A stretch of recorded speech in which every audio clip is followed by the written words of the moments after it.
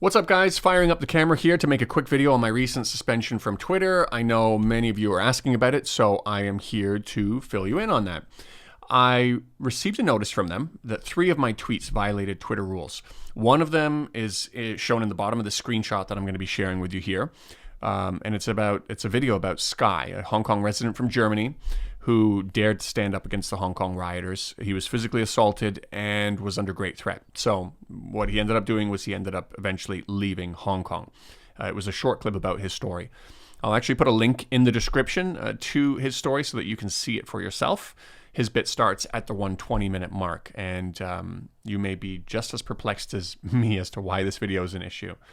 But the other 2 tweets were quite interesting. It was in regards to sharing the story of the old Hong Kong man, the construction worker who was lit on fire by the protesters. And I'm not sure exactly how many or what photos I had attached to them because I can't see the full tweets anymore. But by doing a Google search, I'm looking for a cached copy. It seems that I included photos of this man in the hospital afterwards and some of the shots of his hands, which shows how disfigured his hands have now become.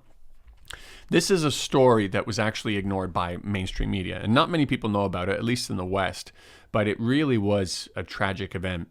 I remember when a journalist was interviewing his wife after the incident. The journalist, along with her, were both in tears, and she was talking about how her husband was still in a long-term medically induced coma. Her daughter had been sent the video of her father being set on fire. And later, when he did come out of coma, nobody could get near him, and he was spooked by everything around him during the initial stages. This is a man who just simply dared to tell the protesters to stop vandalizing the MTR station. And you know, extreme violence from the protesters wasn't unusual, but this, along with the street cleaner that they killed, were some of the more serious incidents. No one from the protest movement, none of the leaders or anything like that, really came out to meaningfully condemn the violence from the protesters. You know, Joshua Wong, he responded to the fact that mainland Chinese people were being attacked in Hong Kong. He referred to the whole situation as a trial and error process. Joey Su, a student leader, said that she would not condemn any kinds of violence from the protesters in a TV interview, and so on and so on. But of course, being confronted with a man lit on fire was a bit more difficult to excuse. Yet even with that, the responses were equally lackluster. You know, Sharon Hom, a human rights lawyer and activist, I should put quotations around human rights, kind of danced around the issue when somebody asked her if she would condemn the protesters. She said, well, it's not really about condemning or not. And then moments later, she was quick to condemn the out-of-context violence from the Hong Kong police force, who were tasked with stopping her terrorists. Nathan Law simply said, well, yes, that one instance was unproportional, whatever that means. But then he also went on to say that we have to remember that at the end of the day, these protesters aren't fighting for themselves. They're fighting for the freedom of everyone. So essentially, this man was lit on fire for his own good, presumably. Now, there was a British expat, Adrian, who goes by the name of Hong Kong Hermit. He's pretty famous amongst the Hong Kong protesters, very vocal. He did post out shortly after that happened that we shouldn't be lighting people on fire. It's an odd statement because he continually romanticized and encouraged the idea of throwing Molotov cocktails at people to begin with. However, ignoring how disingenuous his "we shouldn't be lighting on people on fire" comment was, he finished off by reminding everyone that they had a long night of state-sponsored violence, which they themselves went out looking for, as if we're supposed to sympathize with these poor protesters who lit a man on fire. A little off topic, Hong Kong Hermit has since fled Hong Kong after allegations that he was extremely inappropriate towards a 10-year-old girl. These allegations didn't come from his critics. It came from a friend of his who said that during a Christmas party, when Adrian thought he was alone with his daughter, began making extremely inappropriate comments and suggestions towards her. Now, keep in mind, this is just an allegation at this point, but equally concerning is when you saw other Hong Kong protesters come out to criticize the father who was speaking out. Here you can see the Twitter user Goof Rider, who's also very popular amongst the protesters.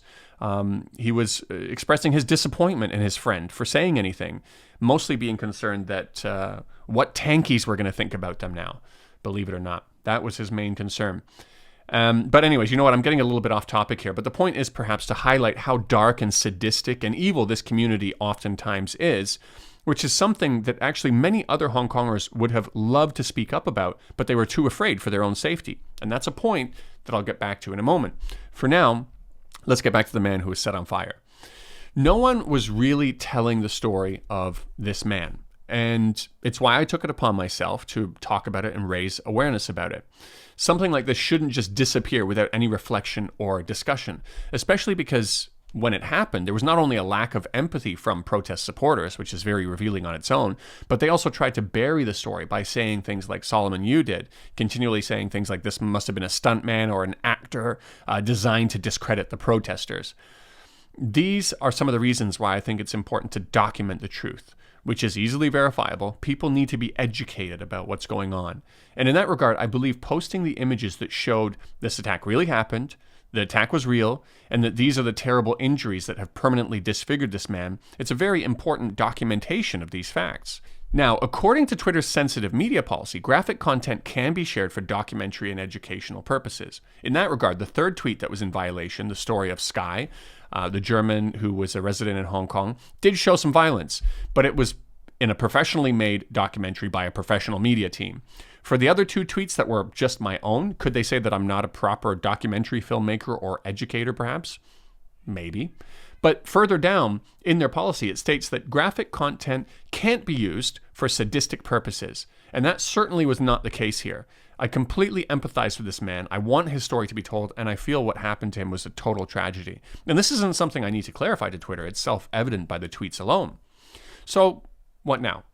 I'm appealing. They've already declined me once. I'll try again and we'll see what happens.